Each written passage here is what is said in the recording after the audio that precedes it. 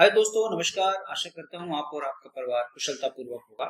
और जिस प्रकार से फ्राइडे को जो मार्केट्स है आपका बहुत तेजी के साथ गिरा और जो माइक्रो कैप है उस दिन सारे स्टॉक में प्रेशर इंडेक्स भी गिरा। तो बहुत सारे लोग इस कंफ्यूजन में हैं कि मार्केट में क्या होने वाला है और आगे भविष्य में क्या होगा। तो इसको लेकर बड़ा लोग चिंतित हैं। और तो आज हम इसी मुद्दे पर बात करने वाले हैं और वीडियो थोड़ा लंबा होने वाला है। या अगर इस वीडियो को आप अंत तक देखेंगे तो मैं समझता हूँ कि आपको मार्केट की जो दिशा है उसके बारे में पता चलेगा और पूरी दुनिया में क्या हो रहा है, क्या हो सकता है, इसके बारे में थोड़ा पता चलेगा। लेकिन वीडियो अंत तक देखिए, तब आपको इसका फायदा मिलेगा और आपके अंदर थोड़ा कॉन्फिडेंस भी आएगा और मार्केट और इकोनॉमी को समझने की थोड़ा समझ भी पैदा हो सकती है। तो कहने का मतलब आपका फाइनेंशियल और स्टॉक मार्केट में आपकी बहुत सारी चीजें जो नॉलेज है या जो क्वालिटी है उसमें अपग्रेड हो सकता है।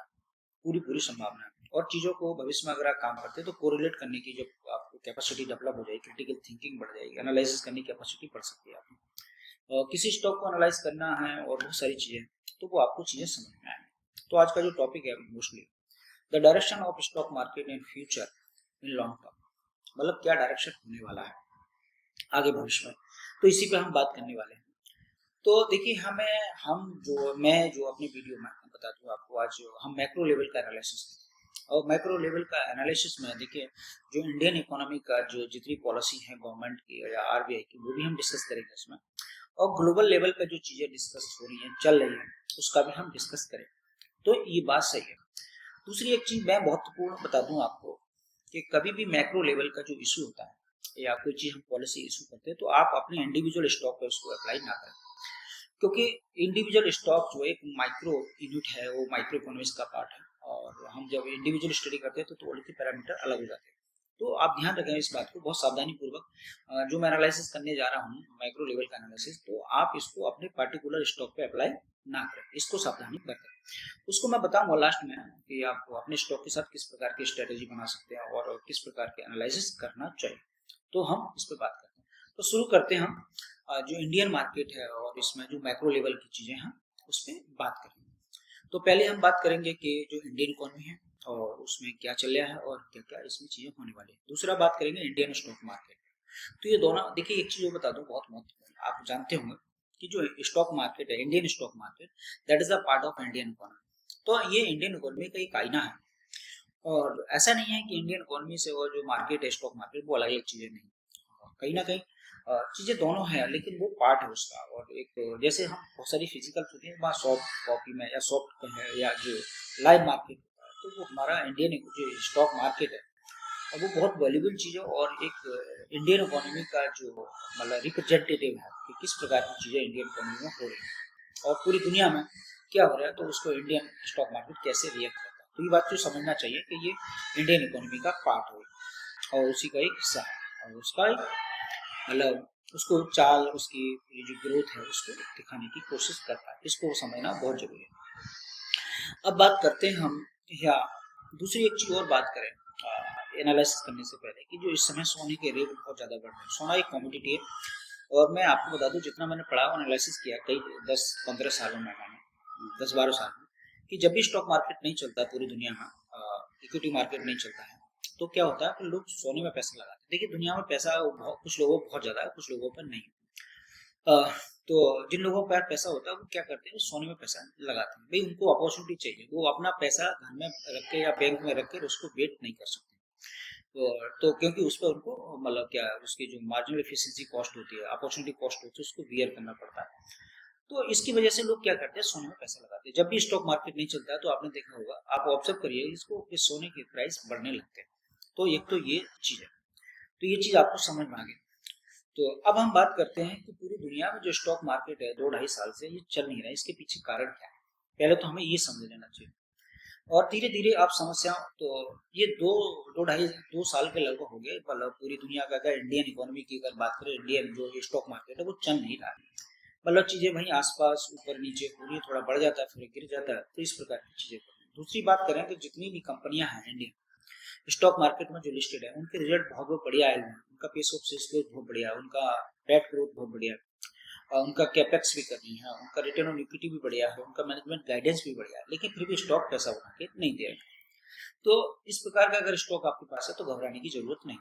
पहली बात तो नहीं चल रहा है तो उसके पीछे हम कारण पे डिस्कस करते हैं। तो देखिए हम पहले हम ग्लोबल वाले फैक्टर को बात करते हैं, इंडिविजुअल करेंगे, अगर एक साथ सबको करेंगे तो थोड़ा प्रॉब्लम हो सकती है, आपको समझ नहीं आएगा। तो हम ग्लोबल लेवल की जो चीजें हैं, इंडियन इकोनॉमी देखिए ओपन इकोनॉमी है और ग्लोबल चीजें भी इसमें इफेक्ट करती हैं, प्रभावित करती हैं, और हम भी दूसरे कंट्रीज को प्रभावित करते हैं। तो हम पहले बात करें, देखिए आपने देखा होगा काफी समय 2 साल के समय जब पहले रूस और यूक्रेन का युद्ध का कॉन्फ्लिक्ट पैदा हुआ था और उसकी वजह से मार्केट ने रिएक्ट किया था। जब उसे लगा कि मार्केट में जो है मतलब ये चीजें परमानेंट चलने वाली है, वो काफी लंबा चला और अभी भी चल रहा है, तो मार्केट ने इसको एडजस्ट कर लिया और धीरे धीरे इसको भूल गया मार्केट। मतलब मार्केट ने कुछ ज्यादा धीरे उसी समय रिएक्ट किया, उसके बाद कोई रिएक्ट नहीं करा। तो दूसरी चीज आई वे जो आपने देखा होगा कि वो रसिया में सॉरी रसिया क्या यूएस में जो प्रेसिडेंट का इलेक्शन होने वाला था और जो बाइडेन साहब थे वो जाने वाले थे, मतलब कहने का मतलब जो इलेक्शन हो रहा था तो उस समय मार्केट, देखिए एक चीज बताएं, अमेरिका एक पूरी दुनिया को आप देखें पूरी ग्लोबलाइज लेवल पे तो वो बहुत बड़ी शक्ति है, आर्थिक रूप से भी शक्ति है और भाई एकेडमिक अगर वैसे बात करें तो उसको मतलब एक सुपर पावर माना जाता है। तो भाई अमेरिका की अगर बात करें तो पूरी दुनिया की इकोनॉमी को वो प्रभावित कर सकता है, उतनी इतनी कैपेसिटी होती है, होती नहीं है भाई वर्तमान। तो देखिए जब वो इलेक्शन हो रहा था रशिया का तो पूरा दुनिया इस बात में असमंजस में थी कौन राष्ट्रपति बनेगा, भाई बाइडेन साहब दोबारा बनेंगे या ट्रम्प साहब दोबारा आएंगे। जो वहाँ की जो वाइस प्रेसिडेंट थी वो भी अगर बन सकती हैं तो एक वो महिला थी, लेकिन फाइनली जब रिजल्ट आया तो देखा तो वाइट मतलब जो ट्रम्प साहब थे दोबारा से मतलब वहाँ के प्रेसिडेंट चुने गए। तो ये चीजें धीरे धीरे खत्म हुई, तो एक मतलब स्थिति क्लियर हो गई कि भाई अब जो अमेरिका के जो आने वाले राष्ट्रपति हैं वो भविष्य में ट्रम्प साहब होंगे, ये बात क्लियर हो गई। तो मार्केट ने थोड़ा सांस लिया। अब उसके बाद जब ट्रम्प साहब आए तो इन्होंने दुनिया को चीजें देखी। इसमें देखिए एक चीज और बता दें, एलन मास्क साहब भी इसमें मतलब जुड़े हुए थे, तो एलन मास्क का भी थोड़ा इंटरफेयर इसमें ज्यादा बढ़ गया था। तो वो आपको एक बिजनेसमैन बंदा है और देखिए अब वो हर आदमी चाहता है अगर सरकार के साथ, तो देखिए कोई भी बिजनेस है अगर आपको उसको सर्वाइव करना है या उसका एक्सपेंशन करना है, तो अगर गवर्नमेंट आपके साथ है या गवर्नमेंट आपके फेवर में पॉलिसी बनाती है तो वो आपका बिजनेस और ज्यादा एक्सपेंशन हो सकता है, बढ़िया ऊंचाई को छू सकता है। तो एलन साहब यही चाहते थे और बाद में फिर मतलब चीजें चली और फिर इस पर टैरिफ बार शुरू हुआ और कहाँ अपना बिजनेस का विस्तार करना है। तो इस प्रकार की कुछ पॉलिसी ऐसी थी जो एलन मास्क ने और ट्रम्प साहब से करवाई। तो एक तो ये था। फिर उसके बाद आपने देखा होगा कि इंडिया के साथ टैरिफ का जो मसला शुरू हुआ, क्योंकि इसके पीछे कारण क्या था कि भारत जो है भाई रसिया से तेल खरीदता है, क्योंकि जब उसको भाई पैसे की जरूरत है और रसिया को भाई युद्ध लड़ रहा है 2 साल 2 ढाई साल से ज्यादा हो गया, तो वह पैसा तो चाहिए चाहिए। रसिया के पास बहुत सारे नेचुरल रिसोर्स हैं और पूरी दुनिया में तेल क्रूड ऑयल तो मिलता ही है। तो भारत रसिया का अच्छा मित्र है, मतलब भारत का अच्छा मित्र है रशिया। जब देश आजाद हुआ था 1947 में, उस समय तक जितने सोशलिस्ट कंट्रीज थे उसी समय से भारत जो है रसिया के साथ था और उसकी पॉलिसी को फॉलो करता था।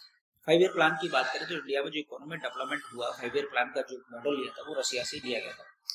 तो कुल मिलाकर देखा जाए तो रशिया के साथ भारत के जो रिश्ते हैं बहुत ही पुराने और बहुत ज्यादा मतलब घनिष्ठ है वाले।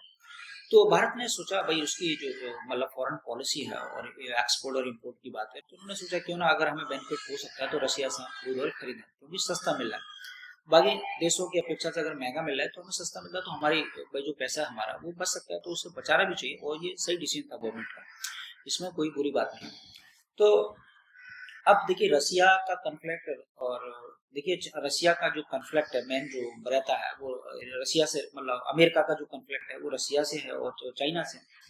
तो चाइना की थोड़ा इकोनॉमी थोड़ा क्लोज टाइप की इकोनॉमी है, उसकी चीजें कोई बाहर नहीं आती, तो तो उससे पूरी दुनिया मतलब एक असमंजस में रहती है कि उसके अंदर चल क्या रहा है पता नहीं चलता। तो रसिया के साथ तो भारत पे दबाव बनाने की कोशिश करता, हालांकि भारत के अमेरिका के साथ तो रिश्ते बढ़िया थे। भाई जो हम पहले बात करें ट्रम्प का पहला कार्यकाल था तो मोदी जी मानिए हमारे प्रधानमंत्री, उनके साथ बढ़िया संबंध है और ट्रम्प साहब भारत भी आए थे उसमें। और कोविड काल की बात करें, कोविड काल से पहले आए थे तो रिश्ते बढ़िया थे, लेकिन दूसरी पारी जब स्टार्ट हुई ट्रम्प साहब की तो कहीं ना कहीं वो रसिया वाला जो मैटर था वो बीच में आ गया और वो एक अपनी एक जो इंटरनेशनल ट्रेड की डील है वो साइन करना चाहते थे भारत के साथ। तो भारत में जो हमारी और पॉलिटिकल पार्टियां हैं जो कि भारत के हित में नहीं थी, तो मतलब हित में मतलब कहने का मतलब है कि ऐसी पॉलिसी चाह रहे थे जिस पे मतलब कहीं ना कहीं विवाद था, कोई मसला था, और जो कि उससे एग्रीमेंट नहीं हो पाया अमेरिका से। और फिर भारत को कहना पड़ा कि हम भी अपने जो फार्मर्स हैं या जो भी हमारे इंडियन सिटीजन है, जो व्यापारी है या जो फार्मर्स है, हम उसके साथ कंप्रोमाइज नहीं कर पाएंगे। तो फिर अमेरिका ने खिसिया के क्या करा कि भाई पहले 25% टैरिफ लगाया और उसके बाद पेनल्टी पे 25% टैरिफ मार दिया उसने। तो टोटल मिलाकर टैरिफ की जो रेट होगी वो 50% हो गई। तो ये खिसिया के उन्होंने ऐसा किया। तो इसका भी एक देखा जाए तो मार्केट इसको निगेटिव भी लिया। और जो हमारा आईटी सेक्टर है, ज़्यादातर जो इन्फोसिस की बात करें तो देखिए अमेरिका के जो स्टॉक मार्केट है उसमें लिस्टेड है। इंडिया की बहुत सारी कंपनियां अमेरिकन स्टॉक मार्केट में लिस्टेड है। तो यहाँ से ये एक प्रॉब्लम क्रिएट होगी और जिसकी वजह से मार्केट में ये जब भी ट्रम्प अनाउंसमेंट कर देते तो भी मार्केट गिर जाता था, चाहे स्टॉक गिर जाए चाहे इंडेक्स। तो इस पे इसका इम्पैक्ट आ रहा है और आज भी आ रहा है। जब भी कोई ट्रम्प साहब बयान देते हैं तो इंडियन मार्केट या पूरी दुनिया के मार्केट में हलचल पैदा हो जाती है। तो एक तो ये बात है। दूसरे साथ ही जो जो इसराइल और फिलिस्तीन का जो मुद्दा था, ईरान भी आ गया उसमें बीच में और हमास का भी था। तो उसमें भी उसने भी कहीं ना कहीं चीजों को मतलब ग्लोबल लेवल पे जो है उसको प्रभावित किया। तो कहने का मतलब अब ये आप देखिए बात करते हैं ग्लोबल लेवल की, तो अमेरिका और इंडिया के बीच में जो बाइलेटरल कोलैटरल जो चीजें चल रही हैं, जो ये इंटरनेशनल ट्रेड की जो पॉलिसी है उसका डीलिंग का मैटर चल रहा है। तो जो एग्रीमेंट अगर हो जाता है तो सुपर गुड, लेकिन भारत सरकार प्रयास कर रही है पूरा, क्योंकि देखिए ऐसा है भारत सरकार भी नहीं चाहती है कभी भी कि भाई हम अमेरिका के साथ संबंध खराब करें, क्योंकि अगर किसी संबंध खराब करें तो नुकसान तो सबका ही होता है, किसी का ज्यादा होता है किसी का कम होता है। भाई अमेरिका बड़ा देश है तो उसका नुकसान कम होगा, और हम भाई भाई मतलब विकासशील देश है तो हमारा नुकसान ज्यादा होगा। तो अगर हम इस प्रकार की पॉलिसी नहीं रखते तो हमें क्या है, भाई हमारा तो ये है कि भाई आप भी काम करो हमें भी काम करने दो। तो भारत की पॉलिसी हमेशा बढ़िया रही है अंतर्राष्ट्रीय व्यापार के मामले में। तो कोई ऐसा उसका मोनोपोली या इस प्रकार का डिटर्मिनेशन की बात नहीं करता, या डोमिनेंट होने की बात करता है भारत। तो वर्तमान जो सरकार है वो बहुत अच्छा काम कर रही है, इसमें कोई दो राय नहीं। दूसरी बात करें तो भाई अभी भी अगर बात चल रही है कि भाई पॉजिटिव, अभी अभी हमें होपफुल रहना चाहिए और सरकार भी होपफुल है कि अमेरिका के साथ जो जो व्यापार की डील है और जो एग्रीमेंट होने वाला है वो पॉजिटिव होगा और बढ़िया होगा, चीजें आगे आने वाले समय में बढ़िया हो सकती है। तो ये एक बढ़िया साइन है। दूसरी बात हुई थी, दूसरा एक मुद्दा और था बीच में, जो हिंदुस्तान और पाकिस्तान के बीच में कुछ थोड़ा जो मतलब बैटल हुआ था एक छोटा सा, उसकी वजह से इंडियन जो मार्केट है वो भी काफी प्रभावित हुआ था। तो वो हमारी जो गवर्नमेंट है उसने बड़ा समझदारी का काम किया। क्या काम किया, देखिए वो युद्ध में नहीं जाना चाहते, युद्ध से किसी का भला नहीं होता। और दूसरी बात, अगर सामने वाला अगर उसके पास कुछ ना हो, उसकी इकोनॉमी कमजोर हो, जैसे हम पाकिस्तान की बात करते हैं, तो पाकिस्तान की इकोनॉमी इतनी स्ट्रांग तो नहीं, कैश क्रंच इकोनॉमी है। जैसे कैश क्रंच इकोनॉमी का मतलब होता है इनके पास खुद का पैसा नहीं है अंतर्राष्ट्रीय व्यापार में, जैसे श्रीलंका है, बांग्लादेश है, और आपका क्या बोलते हैं ये पाकिस्तान है। तो इस प्रकार की इकोनॉमी भारत के मुकाबले की इकोनॉमी नहीं है। तो भारत ने बड़े समझदारी से काम किया, जो इंटरनेशनल जो फॉरेन पॉलिसी है उसका एक बढ़िया उदाहरण पेश किया कि भारत कोई कॉन्फ्लिक्ट अपने पड़ोसी देशों से नहीं चाहता, और इसकी वजह से उसका जो डेवलपमेंट है वो प्रभावित हो, ऐसा तो कतई नहीं चाहता। क्योंकि हम एक लंबी यात्रा पे निकले और भारत को विकसित 2047 तक भारत को विकसित राष्ट्र बनाने का गवर्नमेंट ऑफ इंडिया का जो प्लान है वो उसमें कोई बाधा उत्पन्न करना नहीं चाहती थी। तो ये बढ़िया डिसीजन था और सभी लोगों ने इसकी तारीफ की है सरकार की। और मैं भी सोचता हूँ बढ़िया कि भी हमारी जो विकास की जो यात्रा थी वो ना रुके। तो ये बात होगी ग्लोबल लेवल, जिसकी वजह से इंडियन इकोनॉमी और इंडियन जो स्टॉक मार्केट है वो प्रभावित हुए हैं। अब धीरे धीरे चीजें, मैंने आपको बताया, चीजें सही होने जा रही हैं और इसका प्रोसेस शुरू हो गया है। तो पहले मैं आपको बताऊं, जो इंडिया और रसिया के बीच में जो जो एग्रीमेंट है वो मतलब एक अच्छे रास्ते पे है और आने वाले समय में हो सकता है वो जल्दी से हो जाए। तो हम ही सभी लोग उसका इंतजार कर रहे हैं, मार्केट उसको पॉजिटिव कर रहा है। दूसरी बात करते हैं अब इंडियन इकोनॉमी। इंडियन इकोनॉमी में अगर हम बात करें तो इंडियन इकोनॉमी में बहुत सारी चीजें ऐसी हुई थी जिसकी वजह से चाहे तो जो फिजिकल पॉलिसी हो, मॉनेटरी पॉलिसी हो, उसकी वजह से क्या हुआ कि इंडियन मार्केट में थोड़ा डिमांड कम होगी। कंजम्पशन जो कंज्यूमर गुड्स हो से उसकी डिमांड भी कम हुई, कैपिटल गुड्स की डिमांड भी कम हुई, तो मतलब इन्वेस्टमेंट कम हुआ। और जिसकी वजह से क्या हुआ कि जो एम्प्लॉयमेंट है वो भी गिरा और लोगों की इनकम भी गिर गई, और उसकी वजह से परचेजिंग पावर कम हुई, जिसकी वजह से मार्केट में कंजम्पशन गुड्स की डिमांड और कैपिटल गुड्स की डिमांड कम हुई। और इसका इम्पैक्ट इंडियन इकोनॉमी में भी आया, जो स्टॉक मार्केट है हमारा उस पर भी चीजों पे आया। तो कहने का मतलब है जो इंडियन स्टॉक मार्केट है उसमें जो कंपनियां लिस्टेड है उनका जो बिजनेस है, उनका जो पेस ऑफ सेल ग्रोथ है या उनकी प्रोडक्ट की जो डिमांड है ग्लोबल लेवल पे भी प्रभावित हुई है और डोमेस्टिक लेवल पे प्रभावित हुई। तो ये बात समझ सकते हैं, अच्छी तरह से कोरिलेट कर पाएंगे। तो ये सारी चीजें हुई। अब देखिए, अब ये समय निकल चुका है और सरकार ने एक नई जर्नी शुरू कर दी। और सरकार ने मार्केट में डिमांड जनरेट करने के लिए देखिए कदम उठाए हैं और लगातार उठा रहे हैं। तो देखिए, कोई भी पॉलिसी आती है, अगर कोई इसका बैड इम्पैक्ट आ जाता है तो हमारी जो गवर्नमेंट है और जो मॉनेटरी पॉलिसी है, आरबीआई है, वो दोनों मिलकर काम करते हैं। मॉनेटरी पॉलिसी और फिजिकल पॉलिसी एक ऐसे दोनों कंपोनेंट हैं किसी इकोनॉमी के, जो कि चीज़ों को सही करने का प्रयास करते हैं और इन्हीं के माध्यम से होते हैं। और तो देखिए, सबसे पहले जो बजट आया था हमारा 2025-26 का, उसमें गवर्नमेंट ने एक बहुत बढ़िया पॉलिसी लेके आई थी, टू जो दो जो टैक्स की स्लैब है। तो ओल्ड स्लैब में आपको पता हो कि बहुत सारे मतलब उसमें टैक्स के जो एजम्पशन थे, मतलब इनकम, टैक्सेबल इनकम में उसमें थोड़ा बेनिफिट मिलता था। तो गवर्नमेंट ने क्या किया कि जो न्यू टैक्स स्लैब था उसका एक दायरा बढ़ाया, उसको रिफॉर्म किया बहुत बड़ा। इसमें 12 लाख तक की इनकम जो है टैक्स फ्री कर दी, और 75,000 का जो स्टैंडर्ड डिडक्शन है वो भी टैक्स फ्री। तो कुल मिलाकर देखा जाए तो 12,75,000 का जो टोटल अमाउंट है वो टैक्स फ्री, मतलब कहने का मतलब 14 लाख। आपके पास अगर 12,74,999 रुपए की इनकम, तो आपको कोई टैक्स नहीं देना। तो इसमें एक भारत का बहुत बड़ा वर्ग आता है।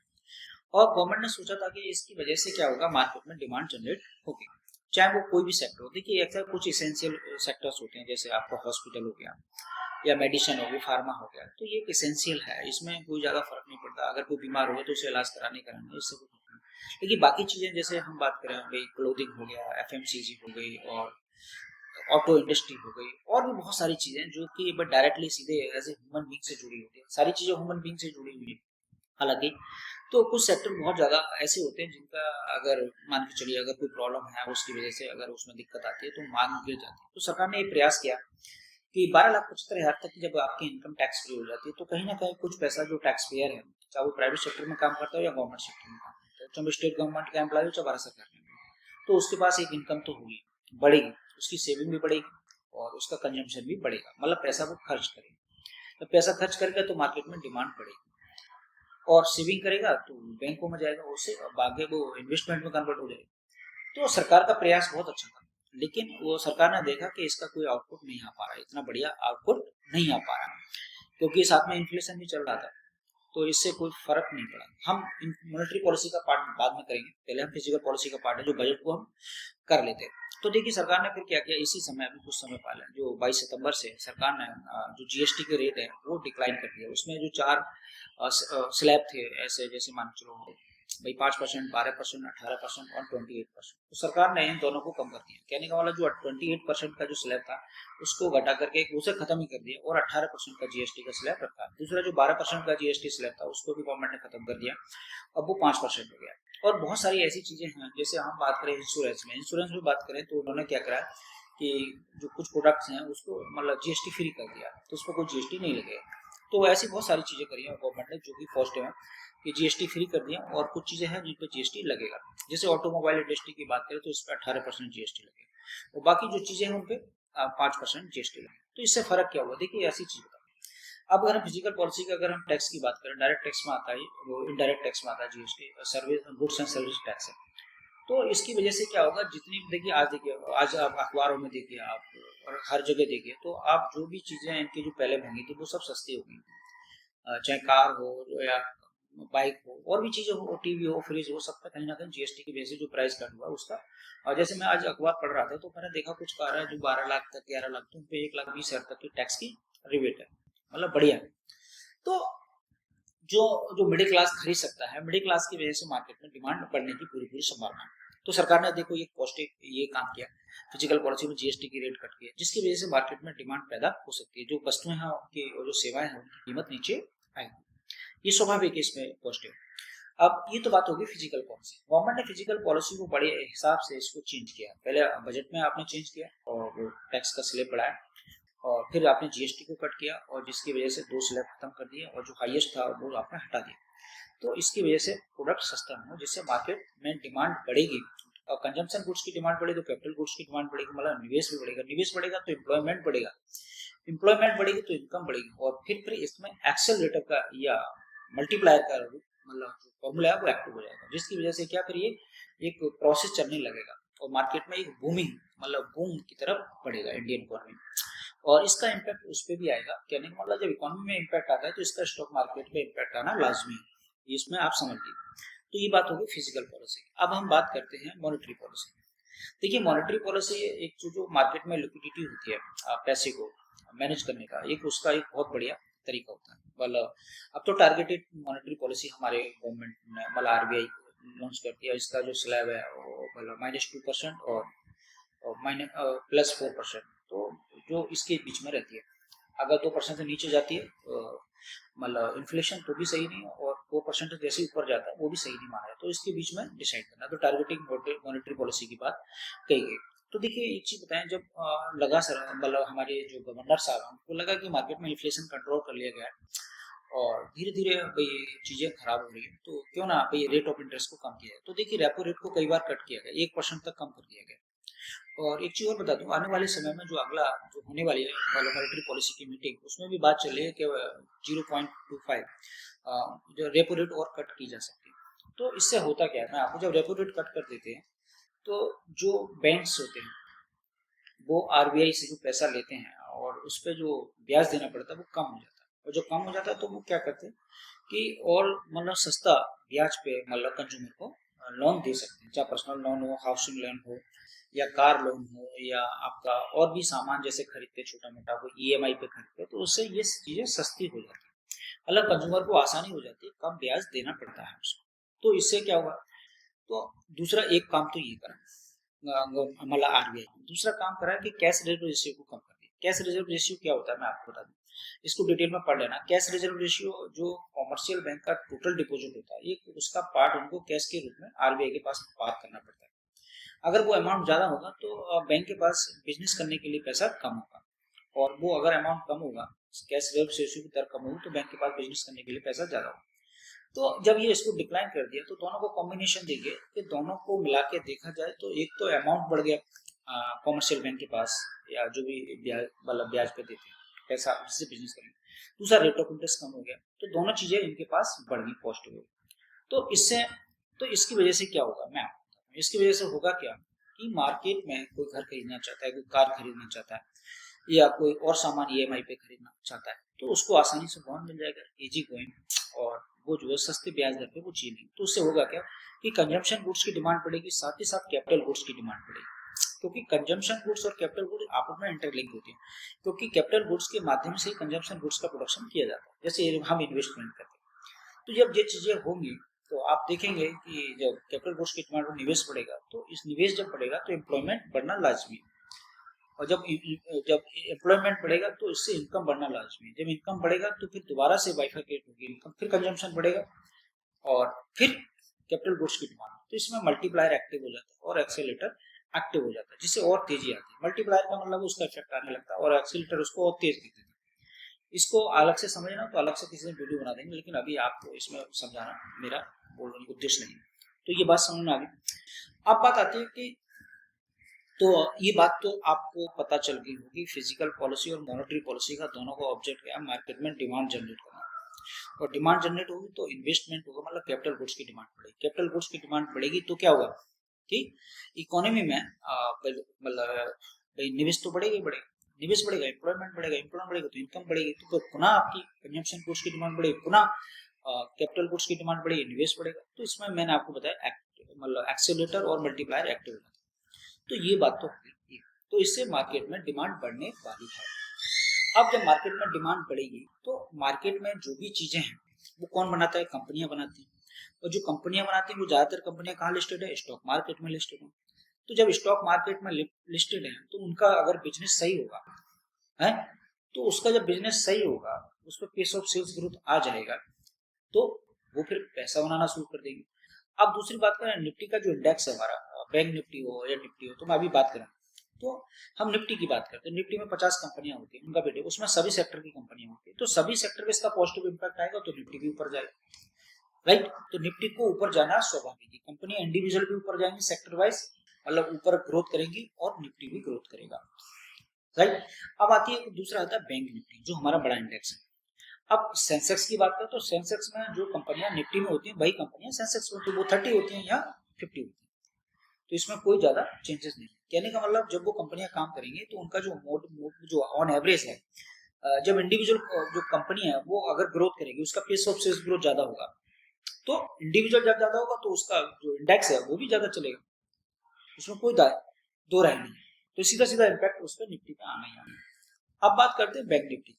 तो बैंक निफ्टी मूवमेंट कैसे, उसमें सारी जितनी भाई जो बैंकर्स होते हैं और जो बैंकिंग होती है उसमें वो लिस्टेड होती है।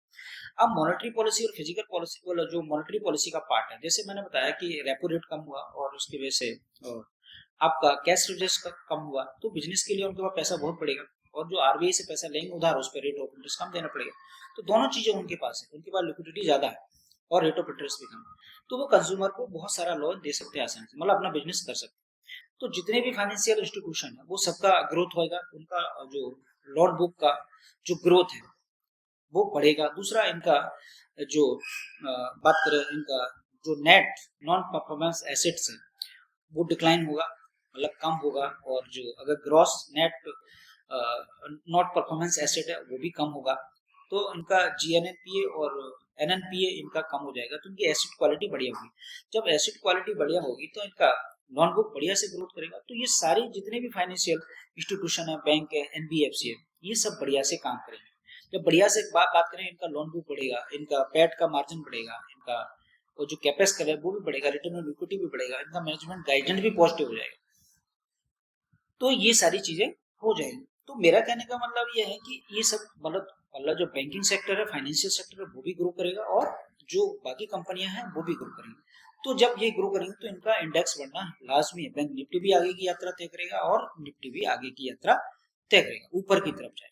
तो कहने का मतलब स्टॉक भी इंडिविजुअली ऊपर बढ़ेगी और इंडेक्स भी ऊपर बढ़ेगा। तो ये तो बात हो गई, आपकी समझ में आ गया होगा कि जो इंडिविजुअल चीजें हमारे जो मार्केट में मॉनेटरी पॉलिसी, फिजिकल पॉलिसी और ग्लोबल लेवल की जो चीजें अब धीरे धीरे जो स्टॉक मार्केट है इंडियन इकोनॉमी के फेवर में आती जा रही।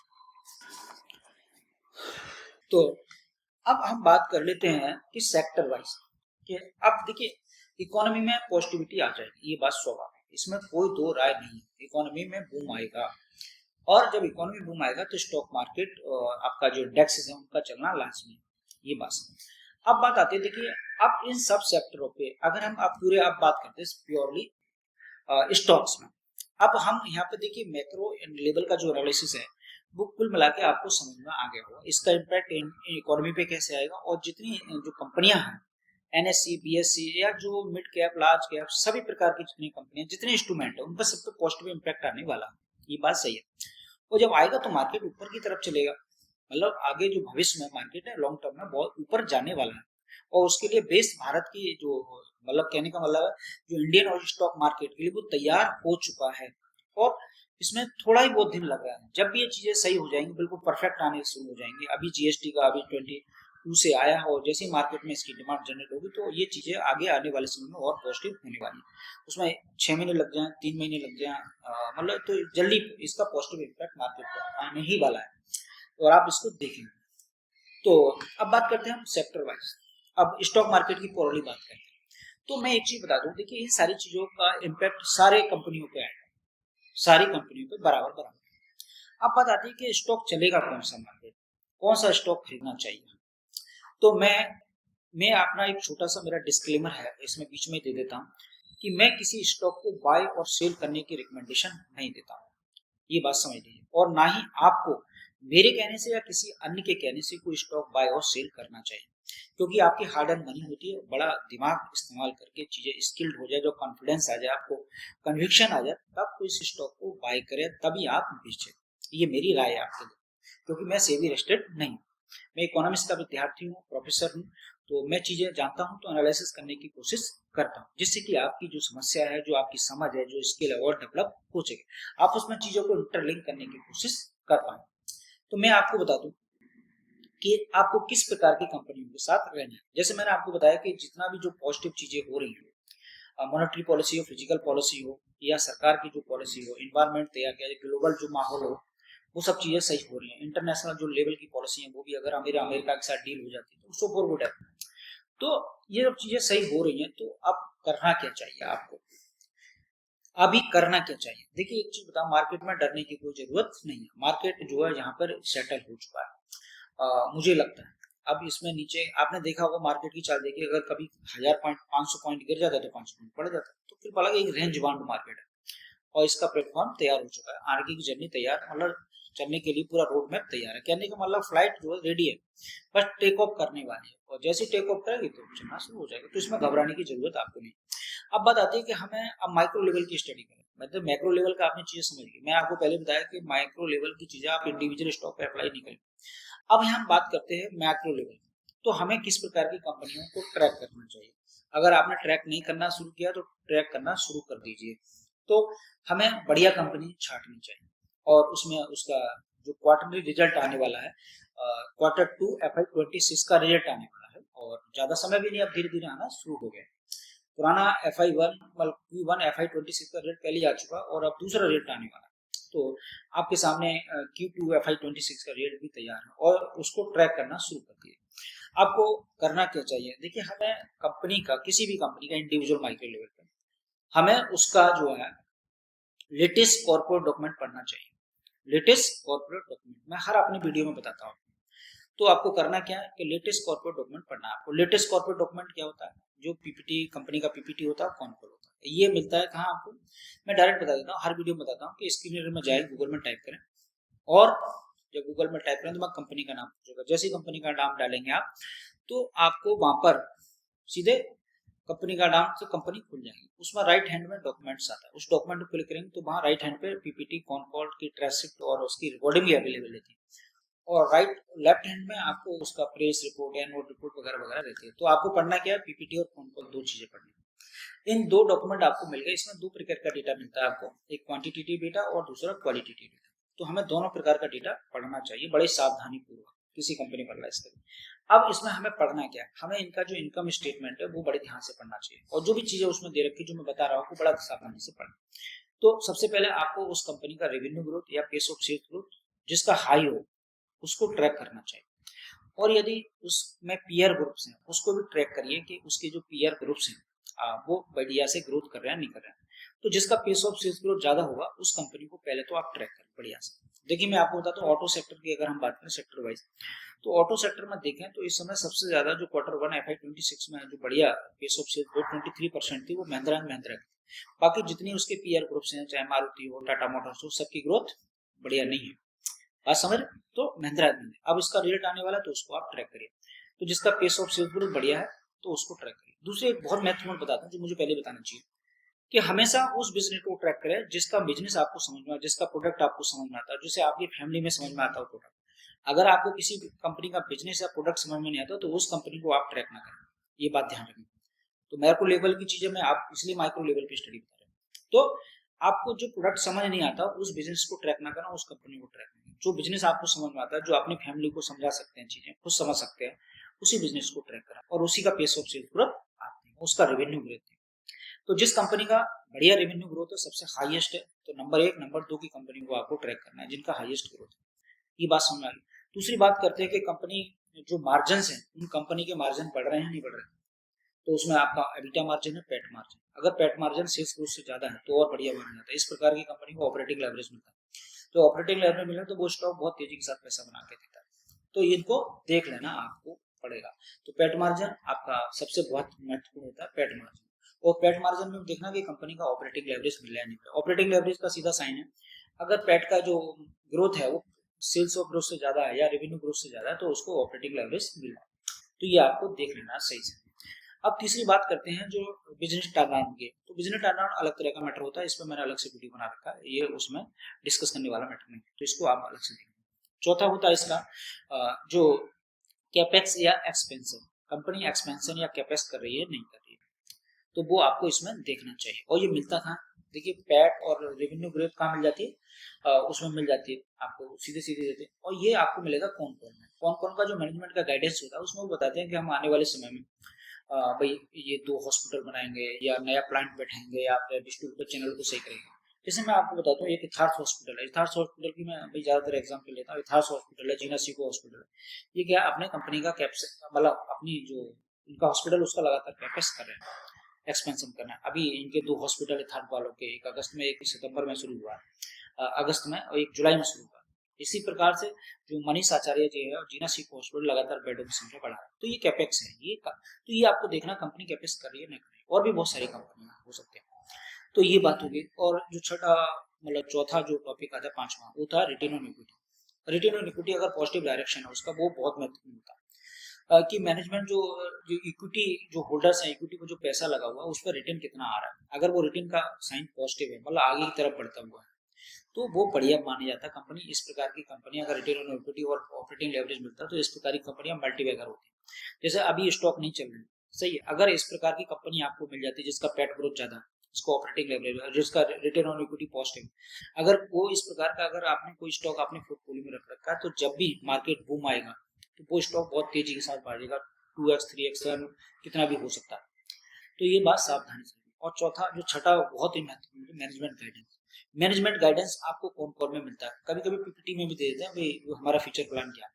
तो मैनेजमेंट का एक क्या होता है, कॉन कॉल होता है, मतलब कॉन कॉल होता है, उसमें मैनेजमेंट बताता है। जैसे मैंने बताया कि ये जो पार्ट होते हैं वो किसके हैं, क्वालिटेटिव डेटा के। तो क्वालिटेटिव डेटा में जो कॉन कॉल होता है उसमें मैनेजमेंट अपना रियल डिस्कस करता है और फ्यूचर का प्लान डिस्कस करता है कि आगे हमें क्या करने वाला है, मतलब क्या करने वाले हैं, कैपेक्स कर रहा है कि, और हम जैसे मान जो हमारा पेस ऑफ 50% है और आने वाले क्वार्टर में भी हम 50 से 60% से ग्रोथ करेंगे। तो ये उनकी कमेंट्री को उनके शब्दों से झलकता है कि मैनेजमेंट का गाइडेंस कितना पॉजिटिव है। जैसे मैं एक चीज बताता हूँ, एक एफएमसीजी कंपनी है जिसे हम बात कृषि बाल फूड। तो कृषि बाल फूड का अगर मैनेजमेंट का गाइडेंस देखें Q1 FY26 का, और उन्होंने कहा कि हम इंडिया के नंबर 1 एफएमसीजी कंपनी बनना चाहते हैं, हमारा प्रयास जब तक हम अपना पूरा एफर्ट लगा देंगे। तो छोटी कंपनी है, छोटी कंपनी का पहले एमएसएमई कंपनी थी, उससे आप एनएससी और बीएससी के बोर्ड बनी, तो आप देखिए कितना तगड़ा कॉन्फिडेंस है उसका। तो इस प्रकार की कंपनी को मैनेजमेंट का गाइडेंस उसमें पता चलता है। दूसरी चीज अगर वो नहीं बताता है तो उसमें बहुत सारे एक्सपर्ट बैठे होते हैं और इन्वेस्टर भी बैठे होते हैं जो उनसे सवाल पूछते हैं। उसमें सब तरह के सवाल आप पूछ सकते हैं। आप डायरेक्ट कंपनी को डीएम भी कर सकते हो, उसको मेल कर सकते हो अगर आप उसके स्टॉक होल्डर हो तो। आप कंपनी से पूछ सकते हो कि आपकी फ्यूचर प्लान क्या है, आप किस प्रकार से ग्रोथ करोगे और इन्वेस्टर के लिए कैसे फायदा होगा।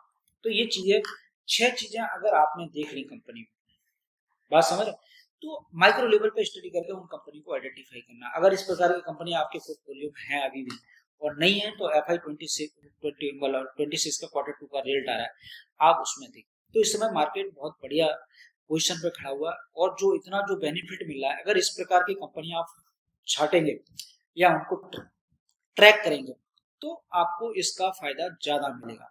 ये नहीं है मेरा कहने वाला माइक्रो लेवल की चीजें आप सभी स्टॉक पे ही अप्लाई होंगे, सभी को फायदा होगा, लेकिन हमें किसके साथ रहना है जिसमें ज्यादा फायदा होने की संभावना है। जो कंपनी पहले से बढ़िया करी वो और ज्यादा बढ़िया करेगी, वो और ज्यादा बढ़िया करेगी। जैसे मार्केट का एक उदाहरण दिया, मार्केट गिरता है तो हमें पैसा कहाँ लगाना चाहिए। कुछ लोग क्या होते हैं जो मार्केट नीचे गिर रहा होता है स्टॉक उसमें पैसा लगाते हैं, नहीं, उसमें पैसा कहाँ लगाना चाहिए जहां स्टॉक बढ़ रहा हो या कम गिर रहा हो, हमें ऐसे स्टॉक में बाई करना चाहिए क्योंकि उसमें बहुत ज्यादा ताकत है, उसमें बायर बहुत है, वो गिर नहीं रहा है, तो गिरते हुए स्टॉक को ना खरीदें। तो बाकी किसी स्टॉक में मार्केट में किसी वजह से कारण से 20% 20% जब गिर जाता है, मतलब पोर्टफोलियो आपका रेड हो जाता है, तो उसमें घबराने की जरूरत नहीं है, बस कंपनी आपकी बढ़िया होनी चाहिए। उसकी जो मैंने आपको 6 पैरामीटर बताया अगर उन पर खरी है तो आपको डरने की कोई जरूरत नहीं। और इस समय जो मार्केट है, इस समय पैसा डालने का समय है, निकालने का समय नहीं, डरने का समय नहीं। तो आने वाले समय जो है आपका बहुत ही बढ़िया। जैसे बैंकिंग सेक्टर की मैं आपको बात करूं तो बैंकिंग सेक्टर में बहुत सारी ऐसी कंपनियां हैं जो बैंक हैं जिसमें आप ज्यादातर बैंक की क्या आपको बता दूं, आपको बैंकों की जो अगर ग्रोथ की रेट की बात करें तो इस पर सीधे सीधे पॉजिटिव इफेक्ट आएगा। अब आपको ट्रैक करना है कि इसकी जो ग्रोथ है डबल डिजिट में, उसको ध्यान रखना है। तो डबल डिजिट जैसे बैंक ऑफ महाराष्ट्र है, वो बढ़िया बैंक है, स्ट्रॉन्गली है उसका, अगर आप देखें कौन कौन पीपीटी, तो बढ़िया बैंक। बाकी जिस बैंक में अगर देखा जाए तो जिसका ग्रोथ ज्यादा है उसके साथ रहना और जिसका ग्रोथ नहीं है उसको। और जैसे बात करें एनबीएफसी की बात, तो एनबीएफसी में बहुत सारी कंपनियां, माइक्रो फाइनेंस की कई कंपनियां, माइक्रो फाइनेंस में 2-3 साल से इशू चल रहा है और इसका सीधा इम्पैक्ट आने वाला है माइक्रो फाइनेंस पे, क्योंकि रेपो रेट भी कट हो गई और कैश रिजर्व रेशियो हाँ की एनबीएफसी से मतलब संबंध नहीं होता है। कैश रिजर्व रेशियो को सीधा संबंध होता है जो कमर्शियल बैंक होते हैं उनसे, बैंकिंग सिस्टम से। और बाकी जो रेपो रेट का जो फर्क पड़ता है वो सीधा सीधा उसको फायदा होता है, दोनों को फायदा होता है, मतलब एनबीएफसी को फायदा होता है, बैंक को फायदा होता है। तो माइक्रो फाइनेंस में बूमिंग आने वाला है और उसमें टर्न ऑन फेस में है और उसमें आपको देखना क्या है, जैसे इंडिया होम फाइनेंस है, इस प्रकार की जो कंपनी इसका ग्रोथ 30% प्लस से ज्यादा है। और एक कुछ टर्न ऑन बिजनेस है जैसे एमराल्ड फाइनेंस है और आपका ये देखें मतलब और भी कई कंपनियां हैं और ये क्रेडिट एक्सिस ग्रामीण है। तो इस प्रकार की जो इनका और बढ़िया है, जैसे कैप्री ग्लोबल है, तो इनका पहले से ही ग्रोथ बढ़िया है, तो अगर इनको जरा भी मौका मिलेगा तो वो तेजी के साथ भागेंगे। तो मेरा कहने वाला इस प्रकार की कंपनियां आप दो आइडेंटिफाई कर सकते हो, उनको ट्रैक करना चाहिए। एफएमसीजी सेक्टर की बात करें तो इस पे भी इम्पैक्ट आएगा, जैसे मैं कृषि फूड का बताया, एलएनटी फूड है और भी कंपनियां हैं, इनको आपको ट्रैक करना है, तो जिनकी ग्रोथ बढ़िया। ऑटो इंडस्ट्री की अगर हम बात करें तो देखिए महिंद्रा एंड महिंद्रा बढ़िया कर रही है, टीवीएस भी बढ़िया कर रही है। बाकी जो कंपनियां इनमें ग्रोथ आएगी, लेकिन इनमें ज्यादा आएगी क्योंकि ये कंपनियां कैसी है, पहले से ग्रोथ कर रही है। जैसे महिंद्रा एंड 23% से ग्रोथ कर रही है, अब इनका जो रिजल्ट आने वाला है उसको आप डिसाइड करेंगे किस प्रकार के रिजल्ट आ रहे हैं। तो इस प्रकार की चीजें। गारमेंट सेक्टर की बात करें तो गारमेंट में देखिए बीटी रिटेल सबसे ग्रोथ कर रही है इस सीजन में। क्वार्टर 1 का जो रिजल्ट आया था बहुत बढ़िया आता है। अब आप देखिए क्वार्टर 2 में किस प्रकार के रिजल्ट आते हैं। और जैसे काइटेस है, काइटेस गारमेंट में ग्रोथ नहीं है कई साल से, तो आप उसको ट्रैक करिए, अगर उसका रिजल्ट बढ़िया आता है तो ऐसी कंपनी के साथ रह सकते हैं। तो गारमेंट सेक्टर पे भी इसका इम्पैक्ट आएगा। मैं बताऊं इस पे बहुत ज्यादा इम्पैक्ट आ रहा है गारमेंट सेक्टर पे, क्योंकि कपड़े सभी लोग खरीदते हैं और ज्यादातर फैमिली में जो हमारी पत्नियां होती हैं या बेटियां होती हैं उनको कपड़ा खरीदने का बड़ा शौक होता है, और जब उन पर जीएसटी कम हो जाता है, इनकम बढ़ जाती है, हम तो उनको कपड़े खरीदवाना पसंद करते हैं, उन्हें शॉपिंग जल्दी नहीं करते, और करना भी चाहिए, कोई दिक्कत नहीं उसमें, अच्छी बात है। पैसे कमाते किस लिए, बच्चों के लिए कमाते हैं और अपनी पत्नी के लिए। तो पत्नी और बच्चे खुश रहे तो हमारा फिर पैसे कमाने का फायदा क्या होगा। तो आप सोचिए, तो गारमेंट सेक्टर पे भी इसका इम्पैक्ट बहुत ज्यादा तेजी से आने वाला है, लेकिन उसमें देखना क्या है, कंपनियां जो बढ़िया हैं उन पे हमें ट्रैक करना है। तो ये, और दूसरा बात कर, जो ट्रेंड की बात करें तो ट्रेंड भी काफी दिन से इसका सिंगल डिजिट में ग्रोथ आ गया है, तो आप इसको ट्रैक कर सकते हैं, तो इस पे भी बूम आ सकते हैं। तो कहने का मतलब आपको ट्रैक क्या करना है, जिसका सबसे ज्यादा पेस ऑप्शन है। अब बात आती है क्विक कॉमर्स पे। क्विक कॉमर्स में बहुत जबरदस्त तेजी आने वाली है, और उसकी एफएमसीजी और क्विक कॉमर्स की री रेटिंग होने वाली है। क्विक कॉमर्स में जैसे मैंने बताया, एफएमसीजी कंपनियां क्या है कि जैसे जब आपकी इनकम बढ़ेगी, तो इनकम बढ़ेगी तो क्या करेंगे भाई, हम अपने खाने पे खर्च करते हैं, कपड़ा पहनते हैं उसमें, तो खाना की चीजें बढ़िया लेते हैं, कपड़ा बढ़िया पहनते हैं, तो देखिए जो गारमेंट सेक्टर है उसका भी इम्पेक्ट आएगा, उसको बढ़िया आने वाला है। और दूसरा खाने पे एफएमसीजी में बढ़िया इम्पैक्ट आने वाला है, इसकी डिमांड बढ़ेगी।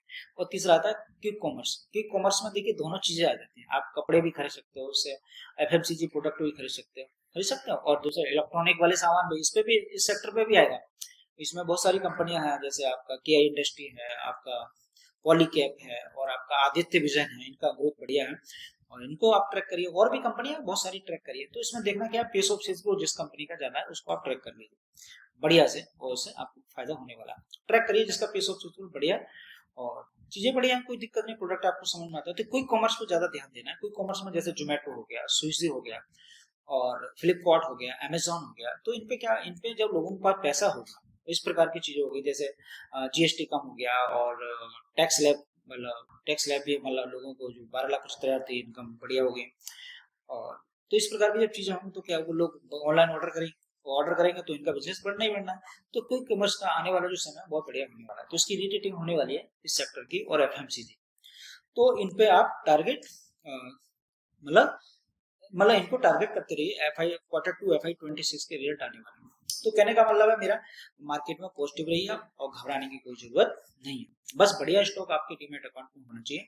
और देखना आप, अगर जब भी ये मार्केट का जो प्लेटफॉर्म है वो बिल्कुल मतलब रनवे टेक ऑफ करने को तैयार है और बढ़िया चीजें होने वाली हैं। और देखिए आने वाले समय में जो आपकी मॉनेटरी पॉलिसी है उसमें हो सकता है रेपो रेट जो है 0.25% और कम हो जाए, तो उससे और चीजों को गवर्नमेंट और भी रिफॉर्म कर रही है, और जिसकी वजह से मार्केट में डिमांड है दोबारा से जनरेट हो। तो सबसे ज्यादा फायदा किसको होगा, जो कंपनियां पहले से काम कर रही है और इनका growth, pace of sales growth ज्यादा, और अंतरराष्ट्रीय लेवल पे भी धीरे धीरे कॉन्फ्लिक्ट कम होंगे। तो मुझे पूरी आशा है, और जिस प्रकार के सिनेरियो बन रहा है, और भारत की जो अंतरराष्ट्रीय व्यापार का जो डील है रशिया अमेरिका के साथ, और वो भी जल्दी होने वाला है, अभी आज अखबार में दे रखा था, तो रिपोर्ट पढ़ते हैं। देखिए हम जो पब्लिक डोमेन में डेटा होता है उसको देख के चीजें ऑब्जर्व करने की कोशिश करते हैं, जो प्रिंसिपल है उस पर अप्लाई करते हैं। तो आप निश्चिंत रहिए, आशावान रहिए, और आपको स्टॉक कैसे बना के देंगे। आप ऐसी स्थिति में स्टॉक अगर आप ले रखा है तो बेचे ना। और मैं हालांकि बेचने का और सेल करने का रिकमेंडेशन नहीं देता हूं, लेकिन आप सावधानी पूर्वक अपना काम करिए। तो मैं पुनः एक डिस्क्लेमर दे देता हूँ, मेरे कहने से मैं किसी स्टॉक को बाय और सेल करने की रिकमेंडेशन नहीं देता हूँ। मैं स्टॉक को एज ए एग्जाम्पल के तौर पर हम एनालिसिस करते हैं, और ना मेरे कहने से ना किसी और के कहने से आप किसी स्टॉक को बाय और सेल ना करें। तो इसी के साथ वीडियो अच्छा लगा होगा आपको, और आपको लगता है कि और बढ़िया इन्फॉर्मेटिव नॉलेज चाहिए इसमें आने वाले हैं, तो मेरे चैनल को सब्सक्राइब कर लीजिए, बेल आइकन को प्रेस कर दीजिए, जिससे कि आपको आने वाले समय में वीडियो मिल जाए। मैं एक चीज बता दूं, बरेली में शायद 48 घंटे से जो नेट है वो बंद कर दिया गया है और या कोई ऐसा इशू हो गया है, और जिसकी वजह से जो मेरे नई वीडियो हैं आप तक नहीं पहुंच पा रहे हैं, और जैसे ही ये चालू होगा तो ये वीडियो आप तक पहुंचेंगे। और तो नेटवर्क का इशू है, इसलिए बात करते हैं। आज की डेट है, याद रखना। तो आज की जो डेट है 29 सितंबर 2025 है। तो मैंने ये वीडियो आज बनाया है, तो आप देखिए भविष्य में इसका 3 महीने 6 महीने में इसके परिणाम आने वाले हैं और मार्केट फिर से पॉजिटिव होने वाला है और बढ़िया से चलने को तैयार है। तो इसी के साथ बात खत्म करते हैं। जय हिंद, जय भारत।